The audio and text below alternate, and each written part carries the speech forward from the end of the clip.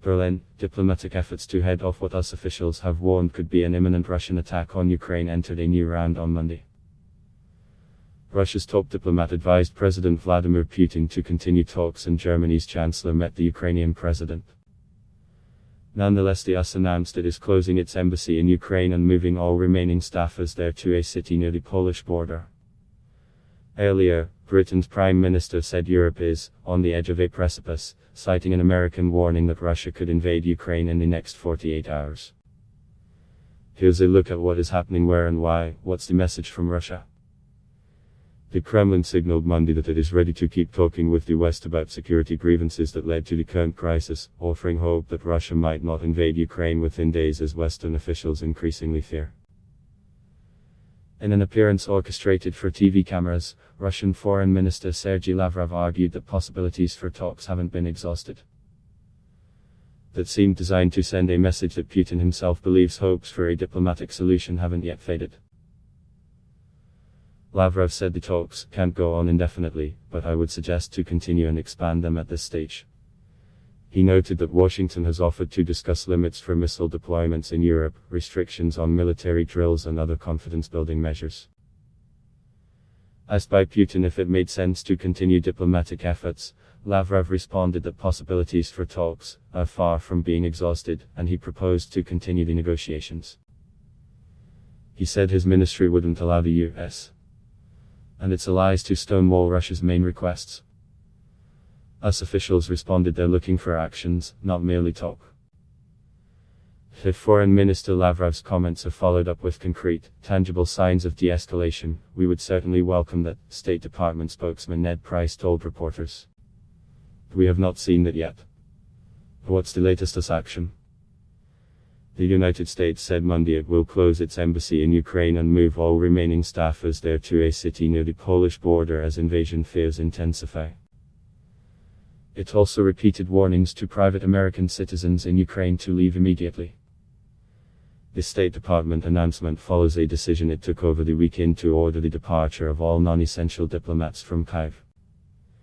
The embassy will now suspend operations and the property will be looked after by local Ukrainian security guards. A small number of embassy staff from Kyiv will relocate to Lviv, where they will provide limited consular services to Americans and keep communications open with the Ukrainian government, the department said. The State Department also told Americans in Belarus to leave the country immediately due to unusual and concerning Russian military buildup along Belarus border with Ukraine. Secretary of State Antony Blinken also said the U.S. would offer a loan guarantee of up to $1 billion to Ukraine to help bolster its economic stability in the face of Russia's destabilizing behavior. Meanwhile, the Pentagon announced that Defense Secretary Lloyd Austin will go to the NATO Defense Ministerial in Brussels this week, and will also visit Poland and Lithuania, neighbors to Ukraine. Pentagon Press Secretary John Kirby said Austin will meet with the presidents, defense ministers and other key leaders in Poland and Lithuania, as well as US forces in those countries. Kirby said Austin also is planning to have a trilateral meeting with the defense chiefs of the three Baltic nations, Lithuania, Latvia and Estonia. White House National Security Advisor Jake Sullivan briefed Senate leadership Monday afternoon. Senators are considering a resolution in support of Ukraine's independence while stopping short of legislation to impose sanctions on Russia. What's going on in Ukraine? German Chancellor Olaf Scholz brought a message of solidarity to Kyiv, telling Ukrainian President Volodymyr Zelensky that Ukraine's sovereignty and territorial integrity are not negotiable. Scholz, whose visit came ahead of a meeting with Putin in Moscow on Tuesday, demanded clear steps to de-escalate the current tensions from Russia. He thanked the Ukrainian government for its sober and restrained reaction to a very serious and threatening situation. Scholz noted that NATO and the US have made proposals to Moscow that Germany supports, and we now expect a reaction, an answer to them from Russia. He urged Russia to accept offers of dialogue.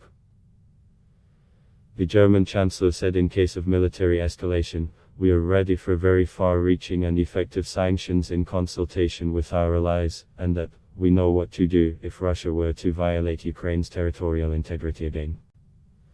Zelensky called the tensions around his country's future an unprecedented challenge for Europe and the world. It is in Ukraine that the future of the European security architecture of which our state is a part is being decided today. Separately, UN Secretary General Antonio Guterres held talks Monday with the foreign ministers of Russia and Ukraine and again underlined that there is no alternative to diplomacy to resolve the dispute over Ukraine. When could Russia make its move?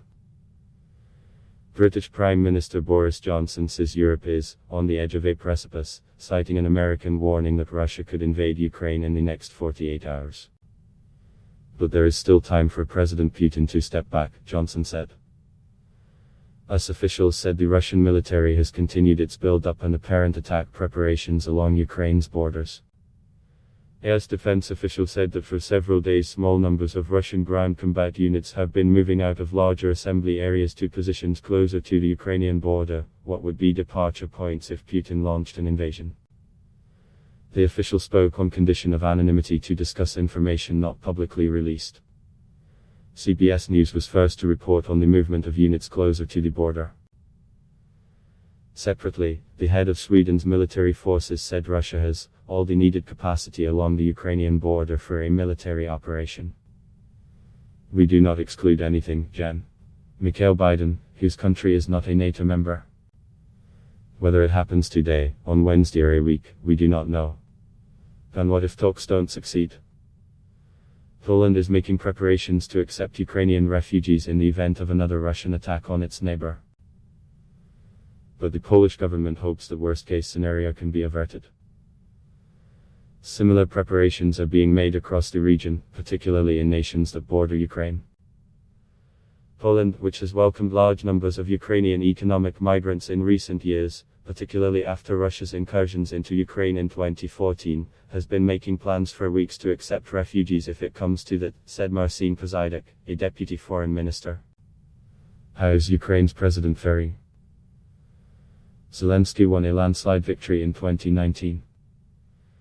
As a political novice making an unlikely bid for the job, he had vowed to reach out to Russia-backed rebels in the east who were fighting Ukrainian forces and make strides toward resolving the conflict. But Zelensky is watching his once enormous support dissolve as Ukraine faces fears of a Russian invasion that could not only take the rebel regions but possibly the rest of the country.